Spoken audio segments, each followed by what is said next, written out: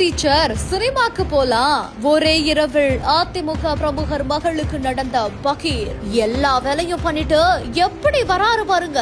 ஆசை வார்த்தைக்கு கட்டுப்பட்ட காதலிக்கு மருத்துவர் செய்த கொடூரம். மருத்துவர் கொடுத்த பரபரப்பு வாக்குமூலம். தகாத உறவால் ஏற்பட்ட அதிர்ச்சி சம்பவம். சேலம் ராமகிருஷ்ணா ரோடு பகுதியை சேர்ந்தவங்க தான் பாரதி. இவங்களோட தந்தை டெல்லி ஆறுமுகம் அதிமுகவில் கடந்த 15 ஆண்டுகளுக்கு மேலாக மறைந்த முன்னாள் முதல்வர் ஜெயலலிதாவிற்கு மிகவும் நெருக்கமாக இருந்தவராம். பிஇ பட்டதாரியான பாரதி டியூஷன் எடுக்கக்கூடிய இடத்திலேயே தங்கிக் கொள்வாங்களாமா. இந்த நிலையில தான் இவங்களோட நண்பரான நாழிக்கல்பட்டி பகுதியை சேர்ந்த உதயசரன் அப்படின்றவர் தனியார் மருத்துவமனை ஒன்றில் உயர் அதிகாரியா பணியாற்றிட்டு வராரு. நேற்று முன்தினம் சினிமாவிற்கு பாரதியும் உதயசரனும் சென்றிருந்து அதுக்கப்புறமா பாரதி தங்கியிருந்த அறையிலேயே உதயசரனும் தங்கியிருக்காராம். இந்த நிலையில தான் அந்த அறையிலேயே திடீர்னு பாரதி மயங்கியதாகவும் உதயசரன் வேலை பார்க்கக்கூடிய மருத்துவமனைக்கே பாரதியை கொண்டு சென்ற போது அங்க பரிசோதனை செய்த மருத்துவர்கள் பாரதி ஏற்கனவே இறந்துவிட்டதா தெரிவிச்சிருக்காங்க. இது பற்றி தகவல் அறிந்த பாரதியின் உறவினர்கள் அவங்களோட மரணத்துல சந்தேகம் இருப்பதா தெரிவித்ததை அடுத்து உடலை கைப்பற்றி பிரேத பரிசோதனைக்காக அரசு மருத்துவமனைக்கு காவல்துறையினர் அனுப்பி வைத்தனர்.